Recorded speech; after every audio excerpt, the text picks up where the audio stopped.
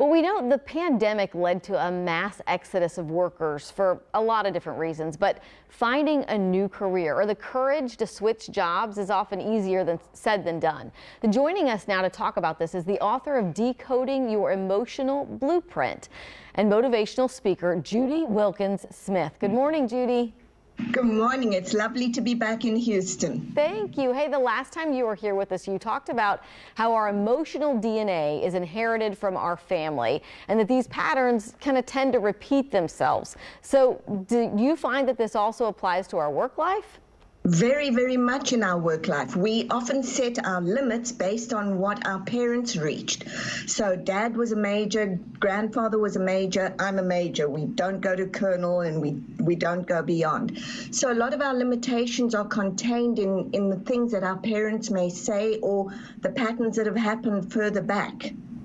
Yeah, and so talking about that, I mean, a lot of us had parents, older generations, who stuck with their jobs for decades, and sometimes they were even unhappy, but they stuck with those jobs.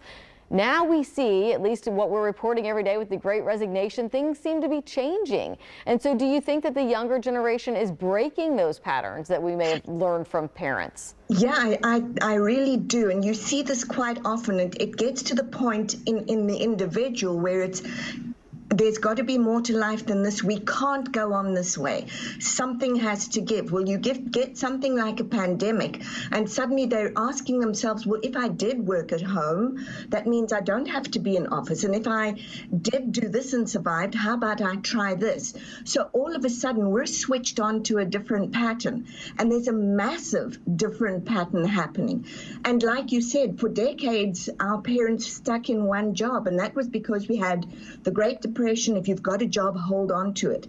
Now we're seeing there's more opportunity, in fact, a lot more opportunity, and we're beginning to question those old pieces. Do I really have to?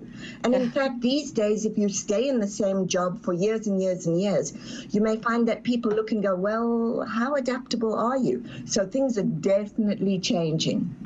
Golly, I mean, and then I think about that too, and then I'm like, what about work ethic? I mean, there are all these sort of old maybe stereotypes, notions that, you associate with a good employee and, good working habits. But, then a lot of people work, eat, sleep, repeat. All of a sudden, 40 years later, you're in the same job.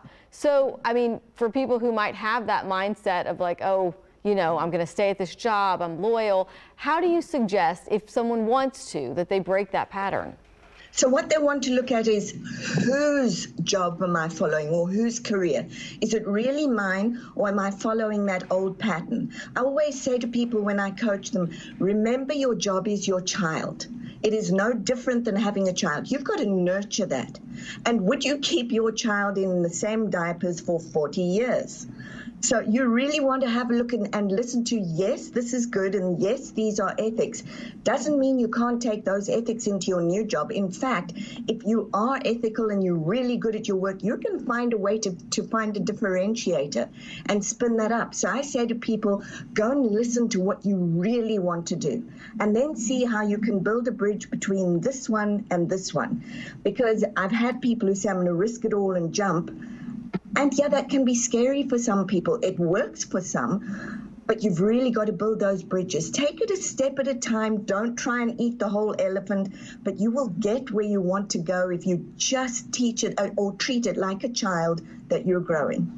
And yes, change some of those patterns. And maybe don't quit the job you have until you've started to build some of those bridges? Yes, you absolutely can, because what you can do is you want to look at what you've got in this job that you really love currently, and then what it is that you really want over here. So you start using this job as an incubator, and I mean that in a really good way. You give it the best that you have so that you hone your skills or kind of polish them a bit over here, but don't be afraid to go and look over there. I have people who say to me, well, I can't leave because this pays well. And I ask, have you looked out there? Well, no, but this pays well. But have you looked out there? And they go, oh my goodness, I can get what I've got here already. And I never thought to look. And that's what happens is we put on blinkers and we go, here's where I'm stuck.